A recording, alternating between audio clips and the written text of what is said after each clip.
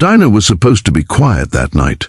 Just the soft hum of the neon sign outside, the clinking of forks against plates, and the gentle scent of warm blueberry pie drifting through the air.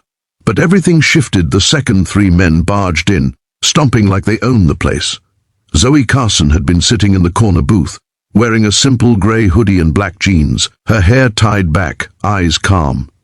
No one looking at her would guess she had once led covert rescue missions in countries nobody could pronounce. She looked like any other tired traveler stopping for a late dinner, but her instincts, sharp, trained, and always awake, caught the shift in the room instantly. The waitress, a timid girl named Mia, barely in her 20s, froze as the men swaggered up to the counter. Their voices were loud, drunk, and deliberately cruel, taunting her for messing up their last order weeks ago, though Mia clearly didn't remember them. One slapped her order pad out of her hand. Another grabbed her wrist so tightly she winced. The third blocked her path, leaning in far too close. The handful of customers sitting inside pretended not to see anything, burying their faces into phones or coffee mugs, hoping the moment would somehow pass without them needing to get involved. But Zoe Carson had never been the type to look away from injustice. She moved silently, standing up from her booth with a presence so steady it cut straight through the tension. She approached them without raising her voice, without hostility, just a quiet firmness that said she wouldn't tolerate their behavior for even a second. She placed one hand gently on Mia's shoulder and said, "She asked you to stop. You heard her. Move." But bullies always mistake kindness for weakness. The biggest one, a red-faced man with a bulky frame, turned and barked, "What are you going to do about it, lady?" His friends laughed like hyenas. Zoe didn't flinch. "Walk away," she repeated, her voice calm, controlled almost.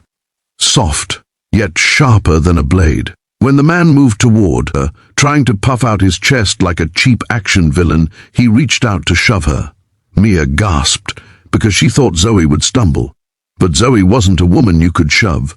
She wasn't even a woman you could intimidate. Before anyone registered what happened, the man's arm twisted behind his back. Zoe moved with a smooth, trained motion, and he ended up pinned to the counter so fast his friends didn't even blink in time. The second bully lunged. Zoe swept his leg with a technique so precise he crumpled to the floor, gasping for breath. The third tried to grab her, but she turned, locked his wrist, and guided him down gently, almost politely, as if she were putting a child to bed. The entire diner gasped. Mia stared like she'd just seen a superhero appear out of thin air. But instead of being grateful, the men didn't back down. Their humiliation only made them angrier. They scrambled up, shouting that Zoe assaulted them and attacked without reason. One of them pulled out his phone and called the police, lying through his teeth, claiming, "This crazy woman is attacking everyone in the diner. Send units now." The manager panicked. Customers whispered. Mia tried desperately to explain the truth, but the bullies kept shouting over her, threatening lawsuits, screaming curses, and demanding Zoe be arrested. Zoe didn't raise her voice. She didn't panic. She didn't defend herself. She simply crossed her arms and watched the chaos unfold with the expression of someone who had seen much worse. Within minutes, 2 police cars arrived outside the diner. Officers stepped in, hands already on their handcuffs because the bullies ran toward them dramatically, pretending to be injured. "That's her!" they shouted, pointing at Zoe. "Arrest her now!" Without hearing Mia, without listening to the manager, without asking any questions, the officers approached Zoe with handcuffs drawn. Mia rushed forward, yelling, "Stop! She saved me! They were harassing me!" But the bullies kept yelling louder, drowning her out.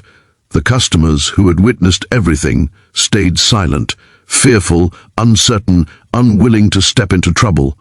Zoe didn't resist when the officers grabbed her arm. She only tilted her head slightly, her eyes cold, her voice even colder.